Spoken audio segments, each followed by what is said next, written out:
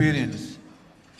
And when my turn came, I said, Mr. Ambassador, my feeling about China, I can express in one sentence, and that is, China is suffering from success and not failure.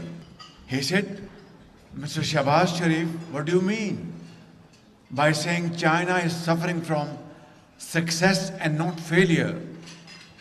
I said, Mr. Ambassador, China has just launched satellite in the orbit. It's a great success story. China has been able to provide food, housing, education, medical treatment to all its citizens. It's a great success story. China, through its centralized planning system, has ordered to manufacture so many thousands of tractors and machines, and these are being manufactured. He said, please explain what you have said. I said, I've explained everything. He said, I didn't understand exactly what you mean. I said, China's massive success story is in providing basic needs of life to its people here in Beijing, Shanghai, and everywhere.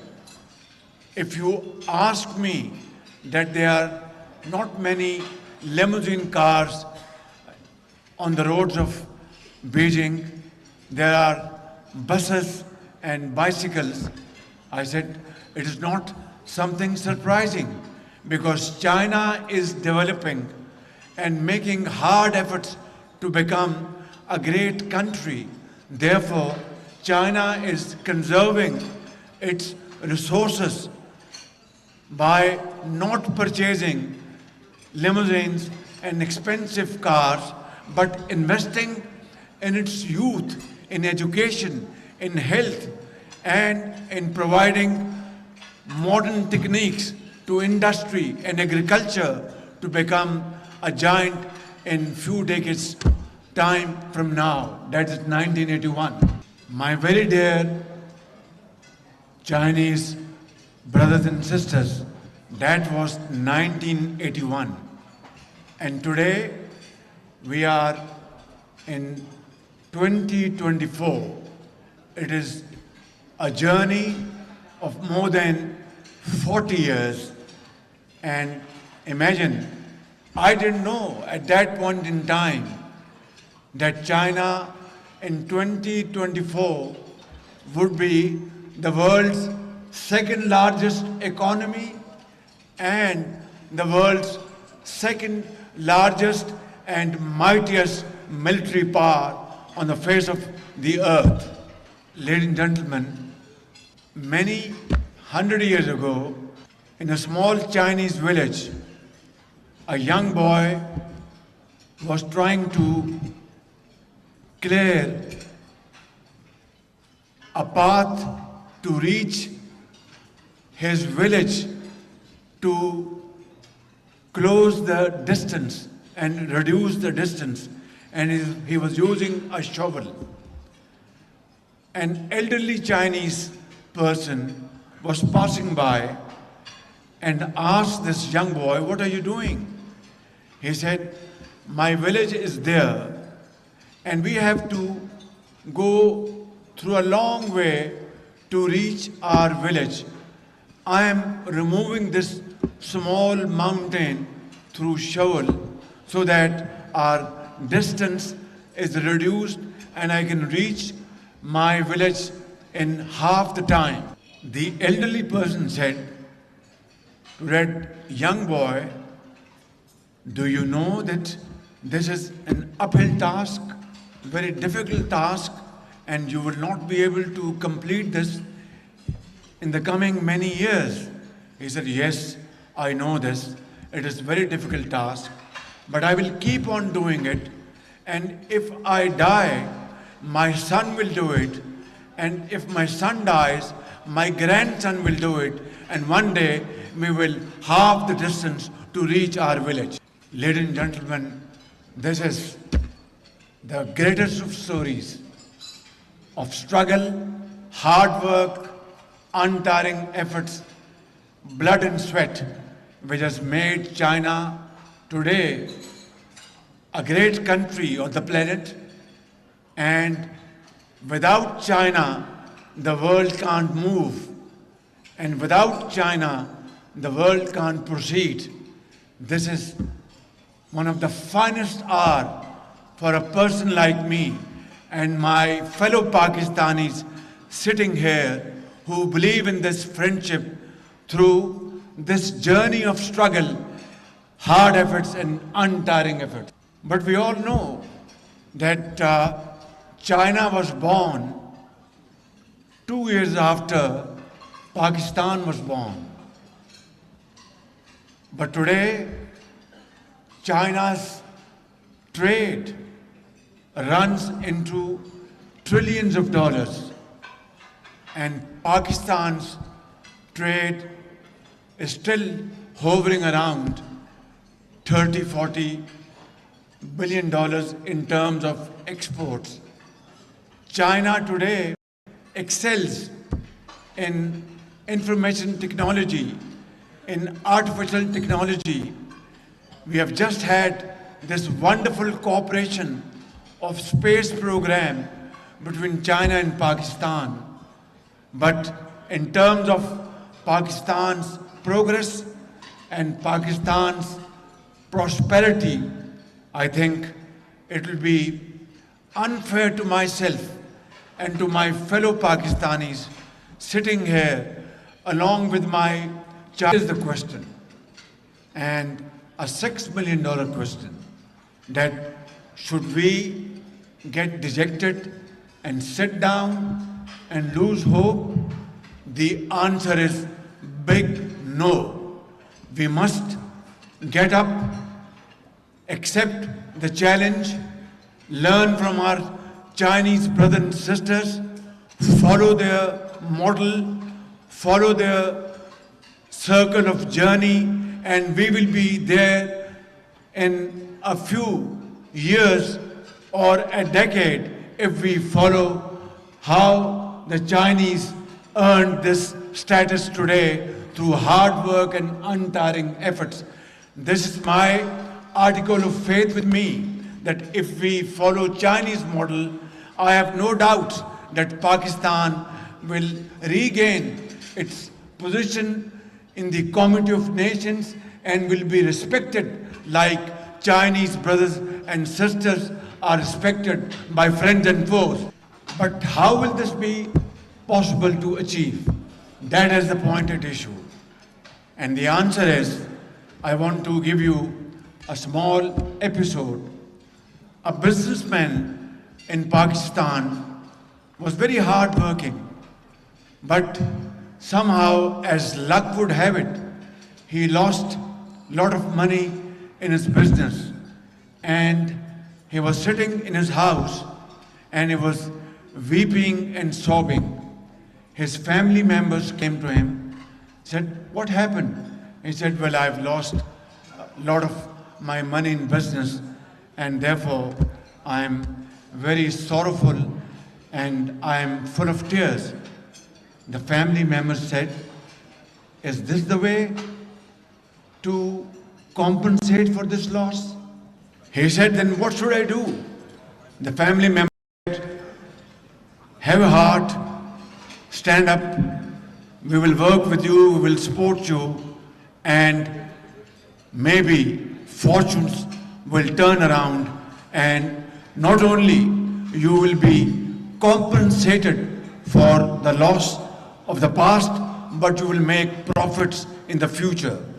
So, ladies and gentlemen, and especially my Chinese brothers and sisters, we are not weeping, we are not sobbing. We have accepted the challenge, and ever since I have landed in this great country, I have been further emboldened by your great success story. We will follow your model, we will work hard, untiringly will put our blood and sweat and make Pakistan a great country. We will focus, rather have a sharp focus on our industrial, agricultural progress, prosperity, and avoid irritations, avoid conflicts, and follow the vision and dynamism of my great friend President Xi Jinping, who has shown the path not only to the Chinese people but the entire world, that to make progress is possible through avoiding conflicts and promoting cooperation, avoiding wars and promoting hard work. This is what BRI is all about. This is what CPEC is all about. This is what Global Development Indicator is all about. This is what Global Security Indicator is all about. And Chinese leader, President Xi Jinping, is today one of the greatest visionary leaders around the globe, and I will follow his model, seek his support, and make Pakistan not only in the region but all over the world a very respected nation, a country to be reckoned with, inshallah. The great poet, Dr. Allama Iqbal, one of his stanzas, he said, तमन्ना आबरू की है अगर गुलजारे हस्ती में, तमन्ना आबरू की है अगर गुलजारे हस्ती में, तो कांटों में उलझकर जिंदगी करने की खू कर ले, और नहीं ये शाने खुददारी चमन से तोड़ कर तुझको कोई दस्तार में रख ले, कोई ज़ेबे गुलो कर ले. So if Pakistan has to spread its fragrance and smell all over Pakistan, then all Pakistanis will have to pass through that process of thorny process.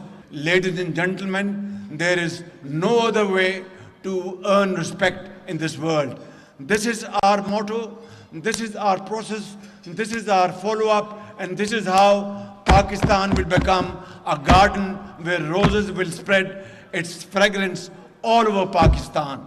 Ladies and gentlemen, I have to conclude my humble submissions on a very somber note. As all of you know, that in April this year, there was a very sad incident in Bisham, north of Pakistan, where 5 brethren Chinese were killed by terrorists of TTP, and that was a gruesome incident which shocked and sent shock waves across Pakistan. So we understand this nefarious plot and design. It was planned and designed by the enemies of Pakistan-China friendship. It was designed and planned by the enemies of CPEC. It was planned and designed by the enemies who do not want to see Pakistan and China, this friendship rising to the heights of glory, apex of glory. So I once again offer on behalf of the people of Pakistan, the government of Pakistan, and on my behalf, my deepest condolences to the families of those who left this world for no fault of theirs. And we condemn this dastardly act with fullest force. And I want to make a solemn pledge in front of you that as a human being and whatever is humanly possible, we will put in place all those measures, security measures, all those arrangements in place to protect the lives of every Chinese citizen in Punjab, in Sindh, in Balochistan, in KP, in Gilgit-Baltistan, and in Azad Kashmir. And we will make sure, and I want to make a solemn commitment with all of you, that we will make sure that the security of our Chinese brothers in Pakistan from henceforth will be more than my own security and my children's security. I would like to conclude this speech on this very positive note. And again, I would like to quote Dr. Iqbal's poetry. He said in 1930, today we are in 2024, almost about 96 years from today. He said, and I'll translate, गिरां ख्वाब चीनी संभलने लगे, हमाला के चश्मे उबलने लगे. Today it has become true like a gospel's truth. China today is the second largest economy of the world and the second largest, mightiest military power in the world. Long live People's Republic of China, long live Islamic Republic of Pakistan, long live Pakistan-China friendship, Pakistan Zindabad.